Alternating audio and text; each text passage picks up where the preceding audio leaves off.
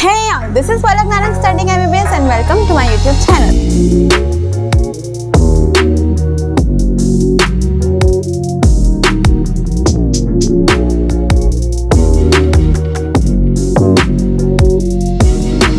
आज हम एक बहुत छोटा सा टॉपिक करने वाला है, क्विक 10-15 मिनट का टॉपिक ये है which is mechanism of respiration. तो पहले हेडिंग लगा लो।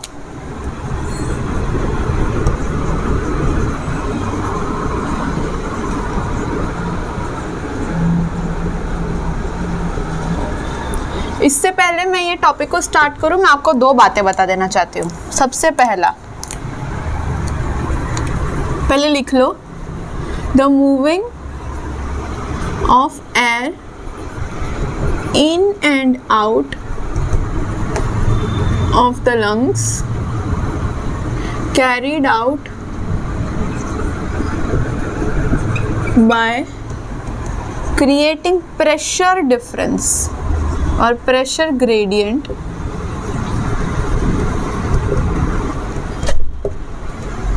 और दूसरा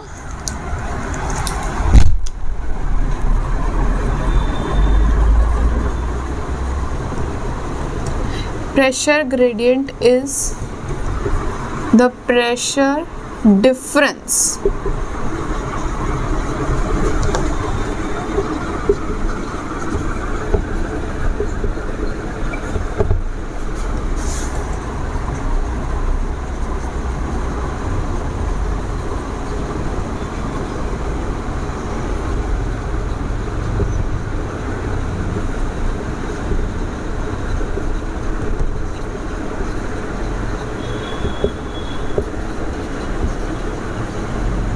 चलो ये दो चीज आपको समझनी है। सबसे पहले the moving of air in and out of the lung. सबसे पहले तो मैकेनिज्म ऑफ रेस्पिरेशन से आपको क्या समझ में आता है कि हम लोगों को क्या करना है, रेस्पायर करना है।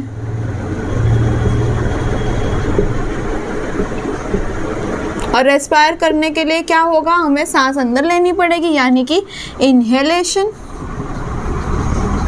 या फिर इंस्पिरेशन। और सांस अंदर लेने के बाद हमें सांस छोड़नी भी पड़ेगी, यानी कि एक्सहेलेशन या एक्सपायरेशन या एक्सपिरेशन। ठीक है, इतना समझ में आया। हम क्या करते हैं, हम इंस्पायर करते हैं फ्रेश एयर को और एक्सपायर करते हैं हम हमारे कार्बन डाइऑक्साइड को बॉडी के अंदर के। तो ये दो चीज़ करने के लिए सांस का अंदर और सांस का बाहर जाना ज़रूरी है। और वो कैसे होता है, by creating pressure gradient between lung and atmosphere. हमारे लंग के बीच में और बाहर के एटमॉस्फेयर के बीच में एक प्रेशर का डिफरेंस क्रिएट करेंगे। वो हम कैसे करेंगे वो मैं आपको बताऊंगी अभी डिटेल में, जिसकी वजह से सांस बाहर और अंदर जाती है। अब प्रेशर डिफरेंस एग्जैक्टली होता क्या है, प्रेशर डिफरेंस या प्रेशर ग्रेडियंट जो हमारे लंग के और एटमॉस्फेयर के बीच में हम करेंगे, जिससे क्या होगा, जो भी एयर है वो हाई प्रेशर से लो प्रेशर में जाएगी। जैसे फॉर एन एग्जाम्पल हम अपने अंदर ऐसा कुछ करेंगे जिससे हमारा प्रेशर एटमॉस्फेयर के प्रेशर से कम हो जाएगा हमारे लंग का, तो बाहर ज़्यादा प्रेशर, अंदर कम प्रेशर, तो बाहर से अंदर क्या आ जाएगी, हवा आ जाएगी। या एक्सहेलेशन के टाइम पे हम ऐसा कुछ करेंगे कि हमारी लंग का प्रेशर और बाहर का प्रेशर से कंपैरिजन में ज्यादा हो जाएगा, तो हमारा एयर क्या है, लंग से लेकर के बाहर चली जाएगी। ये हमें करना है मैकेनिज्म ऑफ रेस्पिरेशन में। सबसे पहले हम इंस्पिरेशन के स्टेप्स देखेंगे। अगर इंस्पिरेशन के स्टेप्स समझेंगे तो एक्सपिरेशन के बहुत ईजी हो जाएंगे अपने आप। सबसे पहला स्टेप होगा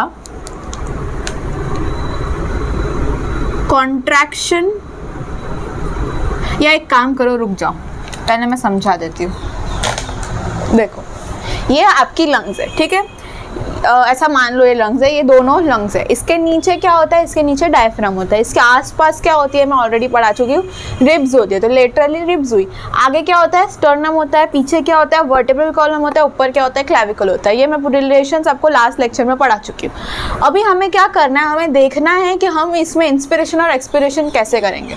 तो सबसे पहली चीज़, नीचे जो डायफ्राम है वो ऐसे डोम शेप्ड होता है, समझे, ऐसा डोम शेप डायफ्राम होता है। और diaphragm is made up of muscles, ये सब मैं आपको लास्ट क्लास में पढ़ा चुकी हूँ। अब पहला स्टेप क्या होता है इंस्पिरेशन का, ये जो डोम शेप्ड डायफ्राम है वो कॉन्ट्रैक्ट करेगा। अगर डोम शेप्ड डायफ्राम कॉन्ट्रैक्ट करेगा तो वो फ्लैट हो जाएगा। ये पहले था डोम शेप और अगर कॉन्ट्रैक्ट किया तो ऐसे फ्लैट हो गया। तो तुम देख रहे हो ऊपर से नीचे अगर मैं देखूँ तो पहले जगह इतनी ही थी, कॉन्ट्रैक्ट किया तो डायफ्राम नीचे चला गया, जिसकी वजह से ऊपर से नीचे की जगह हमारे पास बढ़ गई। समझे इतना? हमारे पास वॉल्यूम बढ़ गई, इसका मतलब जगह बढ़ गई मतलब वॉल्यूम बढ़ गई। पहले कॉन्ट्रैक्ट करा डायफ्राम को, सबसे पहला स्टेप हमारा डोम शेप डायफ्राम को कॉन्ट्रैक्ट करा, जिसकी वजह से वेंट्रल एक्सिस या सुपेरियर इंफीरियर एक्सिस में हमारा वॉल्यूम बढ़ गई। सुपीरियर यानी ऊपर, इंफीरियर यानी नीचे। समझे इतना?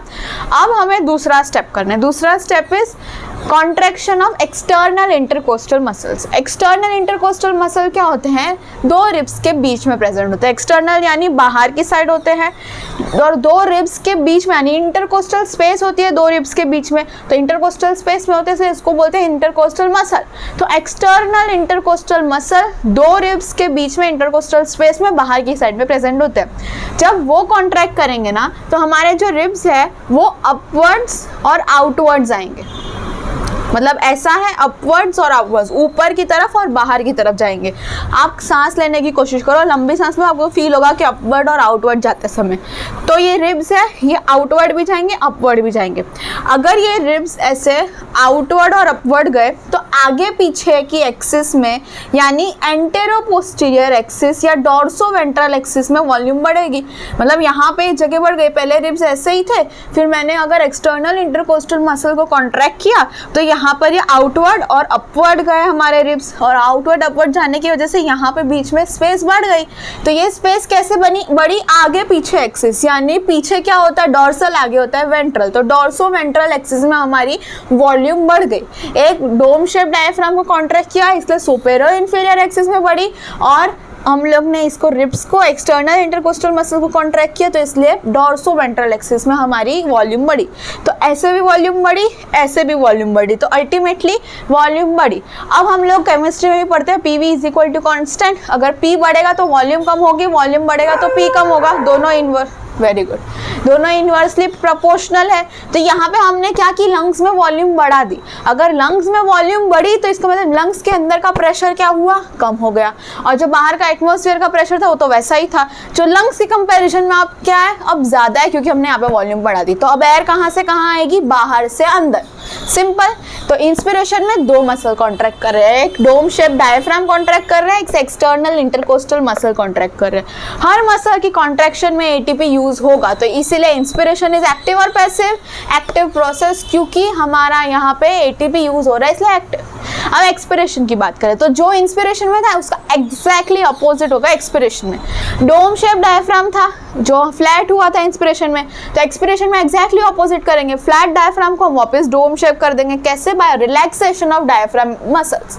तो डायफ्राम के मसल्स रिलैक्स होंगे, फ्लैट जो डायफ्राम था वो डोम शेप में कन्वर्ट हो जाएगा। वो डोम शेप में कन्वर्ट होने की वजह से सुपेरियर इंफीरियर एक्सिस का वॉल्यूम क्या हो जाएगा? कम हो जाएगा। वहां बढ़ गया था क्योंकि हम लोग ने जगह बढ़ाई थी, यहाँ जगह कम करी तो वॉल्यूम कम हो जाएगी, और ये कम हो जाएगी। फिर नेक्स्ट स्टेप क्या है? एक्सटर्नल इंटरकोस्टल मसल जो कॉन्ट्रैक्टेड थे अब वो रिलैक्स हो जाएंगे।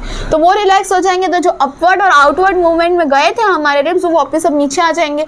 तो इस वजह से डॉर्सो वेंट्रल एक्सिस में भी वॉल्यूम अब कम हो जाएगी। ऐसे भी वॉल्यूम हमने कम कर दी, ऐसे भी वॉल्यूम हमने कम कर दी, तो वॉल्यूम ओवरऑल क्या हुई? कम हुई। Volume is inversely proportional to pressure. अगर वॉल्यूम कम हुई तो प्रेशर बढ़ेगा। तो प्रेशर हमने लंग्स में क्या कर दिया? बढ़ा दिया। बाहर का एटमॉस्फेरिक प्रेशर के कंपैरिजन में लंग्स का प्रेशर ज्यादा है, इसलिए एयर कहाँ से कहाँ जाएगी एक्सपिरेशन में? अंदर से बाहर। As simple as that. बहुत सिंपल है मैकेनिज्म ऑफ रेस्पिरेशन। इंस्पिरेशन में डोम शेप मसल कॉन्ट्रैक्ट करेंगे, जिसकी वजह से सुपेरियर इंफीरियर एक्सिस में वॉल्यूम बढ़ेगी। एक्सटर्नल इंटरकोस्टल मसल कॉन्ट्रैक्ट करेंगे, जिसकी वजह से डॉर्सो वेंट्रल एक्सिस में वॉल्यूम बढ़ेगी। ओवरऑल वॉल्यूम बढ़ी, इसकी वजह से प्रेशर कम हुआ, तो high pressure to low pressure air जाएगी, यानी बाहर से अंदर। तो इंस्पिरेशन। एक्सपिरेशन के टाइम पे जो मसल्स थे डोम शेप्ड वो कॉन्ट्रैक्टेड थे, अब वो रिलैक्स हो जाएंगे तो वापस डोम शेप हो जाएंगे, जिसकी वजह से सुपेरियर इंफीरियर या वेंट्रल एक्सिस में हमारा जो वॉल्यूम है वो कम हो जाएगा। दूसरा, एक्सटर्नल इंटरकोस्टल मसल रिलैक्स हो जाएंगे, जिसकी वजह से डॉर्सोवेंट्रल एक्सिस में हमारा वॉल्यूम कम हो जाएगा, वॉल्यूम अल्टीमेटली हुई कम, और प्रेशर इसकी वजह से क्या हुआ, बढ़ गया। तो हवा कहाँ से जाएगी, high pressure to low pressure, यानी लंग से बाहर। अब आपने नोटिस किया होगा एक्सपिरेशन में डायफ्राम मसल्स और एक्सटर्नल इंटरकोस्टल मसल दोनों कॉन्ट्रैक्ट नहीं, वो रिलैक्स हो रहे हैं, कोई भी मसल इसमें कॉन्ट्रैक्ट नहीं हो रहा। तो expiration is the only process जो पैसिव है, वेरी इंपॉर्टेंट। ठीक है, अब मैं इसको लिख के आपको बताती हूँ, बहुत ईजी है, ऐसा कुछ है नहीं। सबसे पहले क्या होगा, contraction of dome shape diaphragm.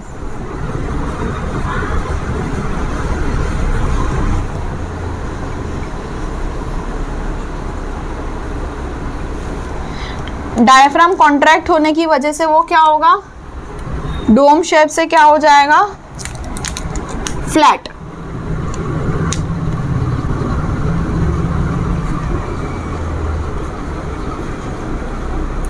और डायफ्राम फ्लैट होने की वजह से क्या होगा, वॉल्यूम बढ़ जाएगी। वॉल्यूम कहाँ पे बढ़ेगी,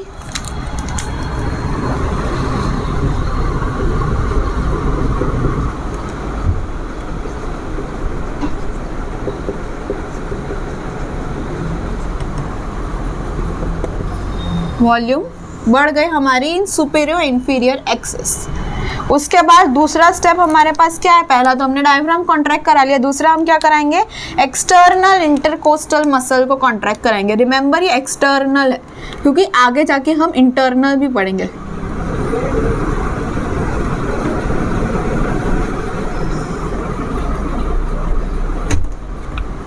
एक्सटर्नल इंटरकोस्टल मसल कॉन्ट्रैक्ट होंगे तो क्या होगा, रिब्स की मूवमेंट होगी। रिब्स की मूवमेंट कहाँ होगी, upwards and outwards.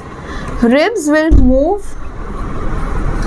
Upwards and outwards. अब रिब्स अगर मूव करेंगे अपवर्ड्स एंड आउटवर्ड्स तो वापस से वॉल्यूम बढ़ जाएगी। कौन से एक्सिस में, dorsoventral axis. Volume increases in dorsoventral axis, मतलब आगे पीछे, डॉर्सल यानी पीछे, वेंट्रल यानी आगे।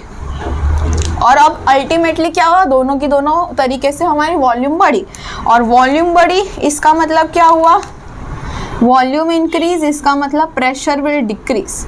और प्रेशर विल डिक्रीज होगा तो एयर कम्स इन, क्योंकि air will move from high pressure to low pressure. इतना है हमारा इंस्पिरेशन। एक्सपिरेशन में हम इसका एग्जैक्टली क्या कर देंगे, ऑपोजिट करेंगे। सेम जो इसका लिखा है ऑपोजिट करेंगे। सबसे पहला था कॉन्ट्रैक्शन ऑफ डायफ्राम, तो हम इधर कर देंगे रिलैक्सेशन ऑफ डायफ्राम। अगर हम डायफ्राम को रिलैक्स करेंगे तो हमारा डायफ्राम इनिशियली एक्सपिरेशन से पहले कैसा था, फ्लैट था, क्योंकि हमने इंस्पायर करा था इसलिए हमारा डायफ्राम फ्लैट था। तो हम उसको क्या करेंगे, फ्लैट डायफ्राम से हम उसको वापस डोम शेप बना देंगे। डोम शेप्ड बन गया तो वॉल्यूम का क्या हुआ, ये मुझे नहीं आपको बताना है। Volume decreases in superior inferior axis। Volume किस में डिक्रीज हुई, ऊपर से नीचे तक वॉल्यूम डिक्रीज हो गई। फिर सेकेंड स्टेप क्या है हमारा, एक्सटर्नल इंटरकोस्टल मसल को रिलैक्स करना। यहाँ पे कॉन्ट्रैक्ट किया था तो इधर हम रिलैक्स करेंगे।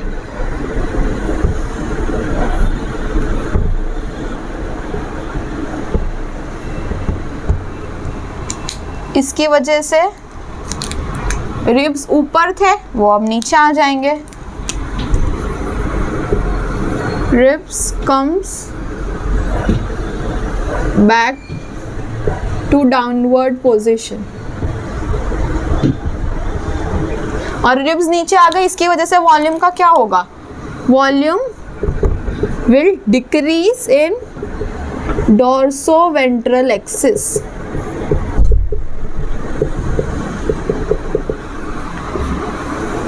दूसरी जगह से भी हमारी वॉल्यूम डिक्रीज हो गई। तो अल्टीमेटली क्या हुआ, दोनों जगह से वॉल्यूम कम हो गई। वॉल्यूम कम हुई इसका मतलब क्या, प्रेशर बढ़ गया, और प्रेशर बढ़ गया तो air goes out because air goes from high pressure to low pressure, यानी लंग से बाहर चली जाएगी, तो होगा expiration. Inspiration was suppose to be active process which actually it is active process है ये, और expiration is a passive process. Very easy, कुछ भी डिफिकल्ट नहीं है, मज़ा आ गया करते हैं। अब हम बात करेंगे फोर्सफुल की। फोर्सफुल इंस्पिरेशन और फोर्सफुल एक्सपिरेशन। अब इसमें आपको ज़्यादा कुछ जानने की ज़रूरत नहीं, इसमें आपको सिर्फ ये देखना है कि दोनों जो प्रोसेस है उसमें कौन कौन से मसल्स को कॉन्ट्रैक्ट कराना है। फोर्सफुल इंस्पिरेशन में हम कराएंगे सारे एस के मसल, जैसे याद रखो तो सेरेटस एंटीरियर,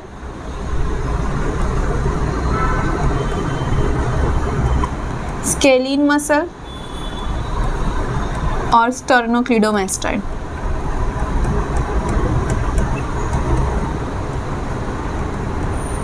स्केलिन मसल जो है वो अपवर्ड 1-2 रिब्स को एलिवेट करने के लिए यूज होता है। स्टर्नोक्लीडोमास्टाइड हमारा यहाँ पे होता है, यहाँ पे ऐसे करो ना तो आप फील भी कर सकते हैं, स्टर्नोक्लीडोमास्टाइड है। और ये सब इसमें एक आप ऐड कर सकते हो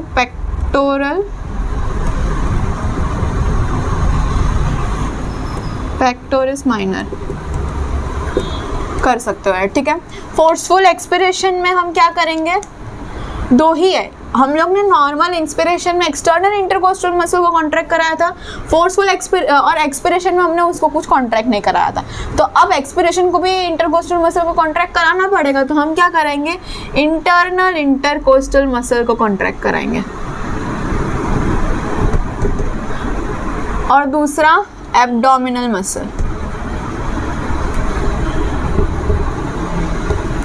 एब्डोमिनल मसल्स अगर कॉन्ट्रैक्ट करेंगे तो क्या होता है ना, जैसे ये है हमारे एब्डोमेन के मसल्स, ये अगर कॉन्ट्रैक्ट करेंगे ना तो अपने आप को डायफ्राम के पास लेके जाएंगे, जिसकी वजह से वॉल्यूम कम होगी। और इंटरनल इंटरकोस्टल मसल कहाँ है, इंटरनल मतलब अंदर की साइड, इंटरकोस्टल मसल यानी इंटरकोस्टल स्पेस, यानी दो रिब के बीच में जो स्पेस होती है वहाँ पे। पर इंटरनल इंटरकोस्टल मसल है तो अंदर की साइड होंगे, वो कॉन्ट्रैक्ट करेंगे ना तो रिब्स है ना इनवर्ड जाएंगे। अब इनवर्ड जाएंगे तो आगे पीछे की एक्सेस क्या होगी, कम होगी, तो इसीलिए वॉल्यूम कम होगी, तो ज़्यादा एयर बाहर एक्सपायर होगी। तो इसलिए इंटरनल इंटरकोस्टल मसल में कौन कौन कॉन्ट्रैक्ट करेगा, सेरेटस एंटीरियर, स्केलिन और स्टर्नोक्लीडोमास्टाइड। उसके अलावा एक्सपिरेशन में कौन से दो मसल करेंगे, एक एब्डोमिनल मसल और एक इंटरनल इंटरकोस्टल मसल। फिर उसके बाद एक पॉइंट और देख लो, रेस्पिरेटरी रेट इज़ 12 to 16 पर मिनट, मतलब 1 मिनट में एक इंसान 12 से 16 टाइम ब्रीथ करता है। अब फीमेल में वो होती है थोरैको एब्डोमिनल मोस्टली, और मेल में होती है एब्डोमिनोथोरैसिक।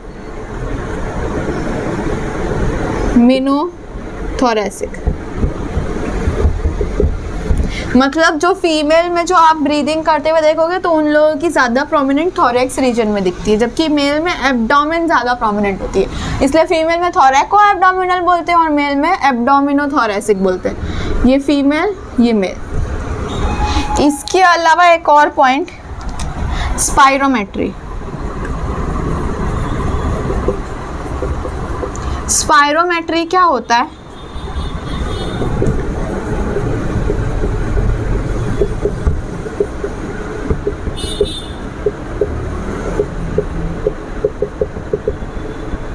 स्पायरोमेट्री एक ऐसी डिवाइस है जो हमारे पल्मोनरी फंक्शंस को एसेस करती है। पल्मोनरी फंक्शन का मतलब कि हम लोग के लंग्स का फंक्शन, बेसिकली पल्मोनरी फंक्शन मतलब ये। अब आगे नेक्स्ट लेक्चर में हम लोग टाइप्स ऑफ वॉल्यूम करेंगे, tidal volume, inspiratory reserve volume, expiratory reserve volume, सब डिटेल में हम पढ़ेंगे। तो हम लोगों की ब्रीदिंग हम लोगों की उससे टेस्ट होती है, और वो सारे टेस्ट मतलब जो सारी वैल्यूज़ हम पढ़ेंगे वो हम स्पायरोमेट्री के थ्रू पढ़ेंगे कि कितनी हमारी हर वॉल्यूम की कैपेसिटी आ रही है, मतलब हर वॉल्यूम हमारी आ रही है। उससे हम हमारी इंस्पिरेशन और एक्सपायरेशन की कैपेसिटी और बराबर उसका फंक्शन चेक करते हैं, और वो किसके थ्रू होता है, स्पायरोमेट्री एक डिवाइस है, उसके थ्रू हम लोग ये चेक करते हैं, जो हम लोग नेक्स्ट लेक्चर में पढ़ेंगे। तो आज के लिए हम इतना ही रखते हैं। I will meet you in my next one, then bye bye.